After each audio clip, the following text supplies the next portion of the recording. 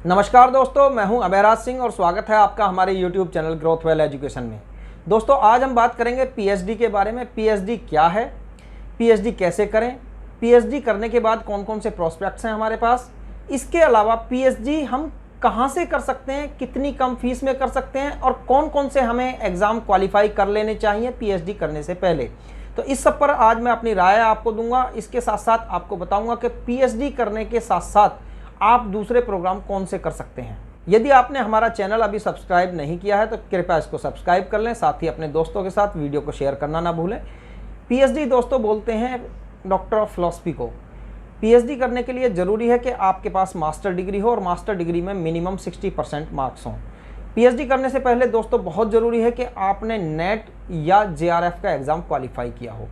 बगैर इसके भी आप पीएचडी के लिए जा सकते हैं, लेकिन मैं आपको सलाह दूंगा कि यदि आप नेट या जेआरएफ का एग्जाम क्वालिफाई कर लेते हैं तो पीएचडी आपकी वर्थफुल होगी। यदि किसी कारणवश आपके मास्टर डिग्री में 60% मार्क्स नहीं हैं तो आप अपने सब्जेक्ट में एमफिल करने के बाद भी पीएचडी में जा सकते हैं। एमफिल में भी आपके मिनिमम 60% मार्क्स होने चाहिए। कुछ यूनिवर्सिटी जैसे दिल्ली यूनिवर्सिटी ये एमफिल के बाद ही पीएचडी में आपका एडमिशन लेती है, तो ये आप ध्यान रखें कि यदि आप दिल्ली यूनिवर्सिटी से पीएचडी के लिए जा रहे हैं तो आपने मिनिमम एमफिल की क्वालिफिकेशन हासिल कर ली हो। इसके बाद दोस्तों ज़रूरी है कि पीएचडी के पूरे प्रोसेस को हम समझ लें। प्राइवेट यूनिवर्सिटीज़, गवर्नमेंट यूनिवर्सिटीज़ सभी पीएचडी के लिए अपने यहाँ पर एक एंट्रेंस एग्जाम कंडक्ट करती हैं। एज पर यूजीसी गाइडलाइन आपको एंट्रेंस में अपीयर होना अनिवार्य है। एंट्रेंस जब आप क्वालिफाई कर लेते हैं उसके बाद आपका एक इंटरव्यू होता है। प्राइवेट यूनिवर्सिटीज़ में यदि आपने ऑलरेडी नेट या जेआरएफ क्वालिफाई किया हुआ है तो आपको डायरेक्ट इंटरव्यू के लिए वो कॉल कर सकती हैं। जब आप इंटरव्यू को क्वालिफाई कर लेते हैं उसके बाद फिर यूनिवर्सिटी से आपको एडमिशन का कंफर्मेशन लेटर मिल जाता है।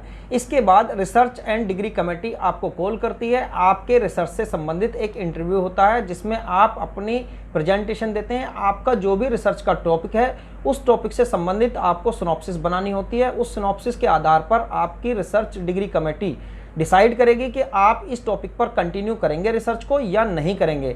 यदि आपका सिनॉप्सिस उनके समझ में आता है, वो उसको वेरीफाई कर देते हैं, तभी आप अपनी पीएचडी को कंटिन्यू कर सकते हैं। कोर्स वर्क पूरा होने के बाद आप अपने 2 पेपर मिनिमम पब्लिश कराएंगे, जो एक नेशनल जर्नल में ज़रूरी है, एक इंटरनेशनल जर्नल में ज़रूरी है। इसके बाद आप अपनी थीसिस को सबमिट करेंगे। थीसिस इवैल्यूएशन के बाद आपको फाइनली इंटरव्यू के लिए कॉल किया जाएगा, जो पीएचडी की वाइवा होती है। इसके बाद आप जब वाइवा को क्लियर कर लेते हैं तब आपको यूनिवर्सिटी डिग्री अवार्ड करेगी। तो ये पूरा प्रोसेस है, इसको आपको समझ लेना बहुत ज़रूरी है। यहाँ पर ध्यान देना ज़रूरी है कि आपके 2 पेपर मिनिमम पब्लिश होने चाहिए, एक नेशनल जर्नल में, एक इंटरनेशनल जर्नल में। इसके बाद आपका जो थीसिस इवैल्यूएशन होता है वो एज पर यूजीसी गाइडलाइन एक सॉफ्टवेयर पर वो थीसिस चेक की जाती है, जिसमें यदि किसी भी तरह की कॉपी पेस्ट पाया जाता है तो आपकी थीसिस रिजेक्ट कर दी जाएगी। और यूजीसी की जो थीसिस इवैल्यूएशन फीस है वो 25,000 है।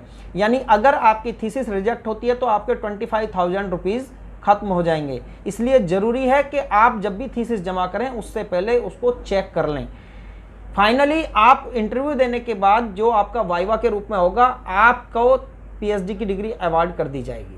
पीएचडी के बाद आपके पास कौन कौन से प्रोस्पेक्ट्स हैं इस पर भी मैं आपको बता दूं। जैसे ही आप नेट क्वालिफाई करते हैं, आप एज ए असिस्टेंट प्रोफेसर किसी भी कॉलेज में आप टीचिंग कर सकते हैं।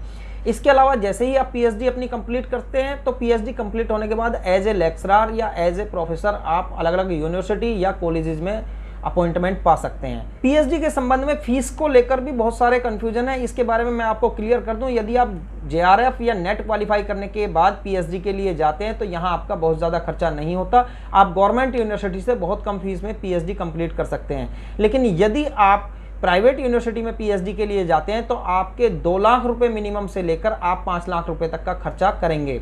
इसके अलावा भी कुछ खर्चे ऐसे होते हैं जो मिसलेनियस होते हैं, जिसमें आपको एडिशनल खर्चे के रूप में खर्च करने पड़ेंगे।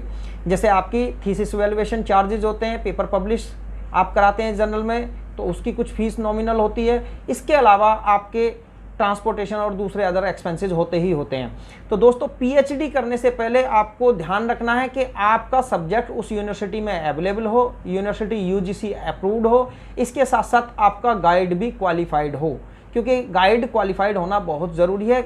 एक निश्चित एक्सपीरियंस के बाद ही कोई गाइड आपको गाइड कर सकता है। जिसका पीएचडी के बाद एक निश्चित टाइम का एक्सपीरियंस है वही आपको जो है गाइडेंस दे पाएगा। तो ये थी पीएचडी के बारे में जानकारी दोस्तों। यदि आपको मेरी वीडियो पसंद आई है तो इसे अपने दोस्तों के साथ शेयर करना ना भूलें। इसके अलावा यदि पीएचडी से संबंधित आपकी कोई भी क्वेरी है, कोई भी प्रश्न है, तो आप हमारी वेबसाइट www.growthwelleducation.com पर जाकर आप अपना कोई भी क्वेश्चन है उसको सबमिट कीजिए, मैं आपका यथासंभव उत्तर दूंगा।